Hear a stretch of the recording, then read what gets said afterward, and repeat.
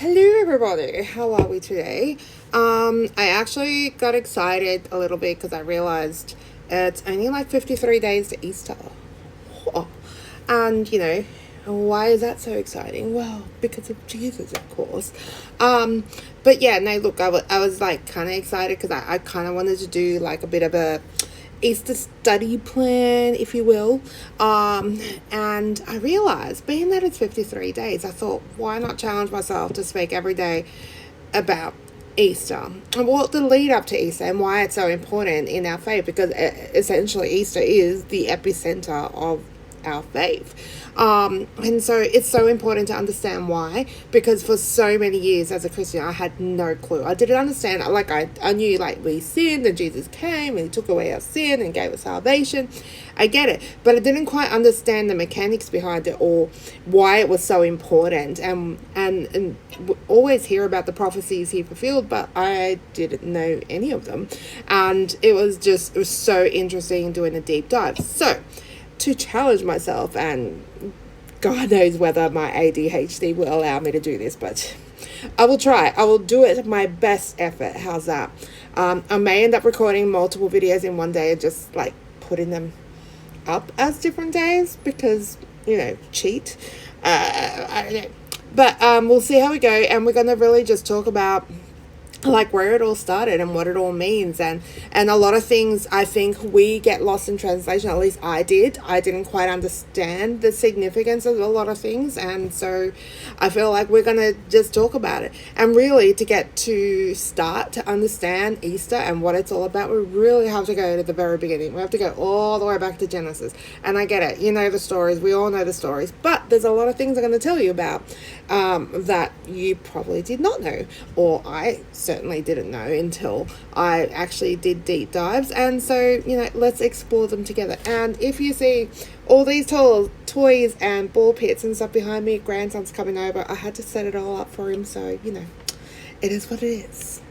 Okay, so grab your Bibles out. Let's go into Genesis 3, verses 1 to 15. I'm not going to read it. Go read it for yourself. Pause the video. Come back to me. Let's go. So, if you're back or you just cheated, that's fine.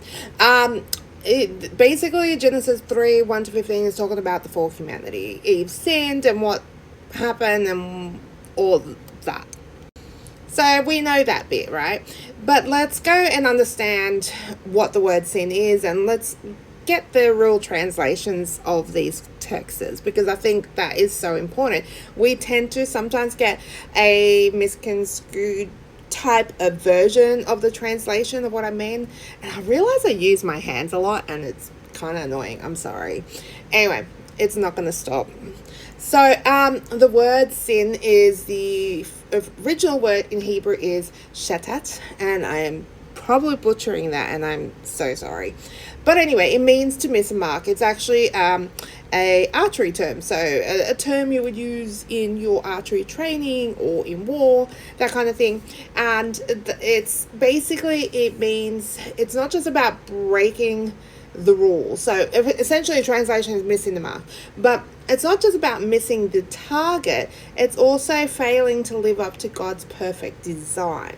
Because God designed us, if we go back in Genesis, God designed us perfectly. He designed us to not die. He designed us to not have illness. He designed us to not, have any of these problems that we currently have now. So again, essentially, the reason behind all that is because of this original sin. And we're like, I knew that, Caroline. I get that. Okay, stick with me. I promise I will get there. I promise. Anyway, the next word I want you to know is serpent, which is nachash. Again, sorry if I'm saying it wrong. And it's got a deeper connotation. It basically means deceptive or shiny. And it used to be often a symbol of chaos or deception, and that kind of stuff. And the last word I want to bring up is the word arur. Arur. Anyway, it means cursed or banned, and God uses this when he speaks to the serpent in Genesis 3:14, and he also says it again in later on when he uses it with Cain and stuff. But anyway, let's go back to, again, the the beginning, got basically the whole sin thing. So it's more than just disobedience. So what happened on that thing is basically they weren't just sinning or being disobedient and not following the rules. They were also rebelling against God's authority, because they didn't just eat the fruit. They wanted to be like God. That idea, spun around in their head, and they were like entangled with it. They saw that the food was good for physical eating. It looked really good. It was pleasing to the eyes. It had this emotional attraction to it. And then there was the next step, which was it was desirable to gain wisdom. It was desirable to be like God. All of a sudden, this desire to do that. And we also see that in parallel in 1 John 2:16, where it says lust of the flesh, lust of the eyes, and pride of life, to avoid these temptations. And these temptations still carry on today. And that is simply because the enemy distorts us. With sin, we are distorted. We have distorted vision. Instead of having 20/20 vision, we now have these, magnified colored sunglasses that makes us see everything wrong. We think we know what is right and what is wrong. And for the most part, we act on that. We go, oh yes, I'm 100% convinced this is right and wrong. But how many times have we looked back and gone, that was not right. That wasn't, we changed our mind, right? It's nothing where God is not relative. It is always the same. It doesn't change. He's good. This is bad. It's going to be the same all the time. It's never going to change. Now, the reason why we bring up this whole sin thing and why it's so important and everything like that is because it is the beginning of our redemption story.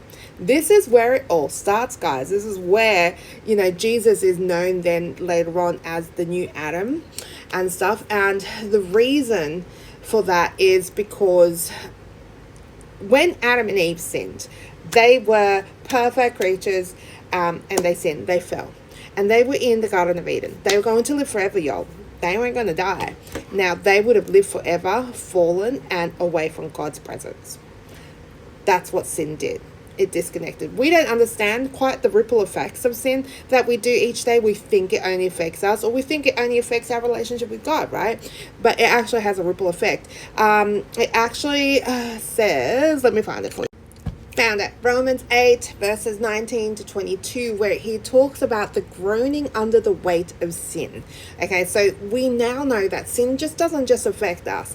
It affects everything. It affects all of creation. It affects everyone. Okay, and so because of that, if Adam and Eve were to stay in the garden, they would have had to stay there forever, separated from God, fallen. No redemptive story. The end. That's it. And, guys, like we screw things up living our lifespans that we live, you know what I mean? And then we die and another person steps up with an opportunity to either do good or to do bad. And at least it kind of may have slowed down. But could you imagine if Adam and Eve and all their offsprings lived forever and they were all in a fallen state in a place where they were going to die?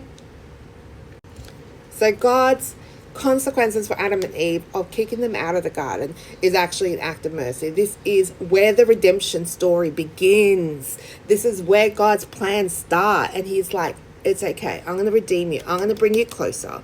I'm going to, be with you every step of the way.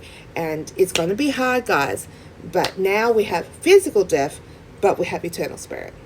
And that's kind of like part one of day one. Hopefully this helps. So yeah, if you like and you stuck around, thank you so much. Hopefully you can hear me clearly and everything like that. But please like and share and subscribe and all that jazz. It does help me get out there and, and just share the word and just share what we know. There is so much more to this part that I haven't even touched on, but I probably will do a part 2. Anyway, God bless. Have an amazing day, and we'll talk to you soon. Bye.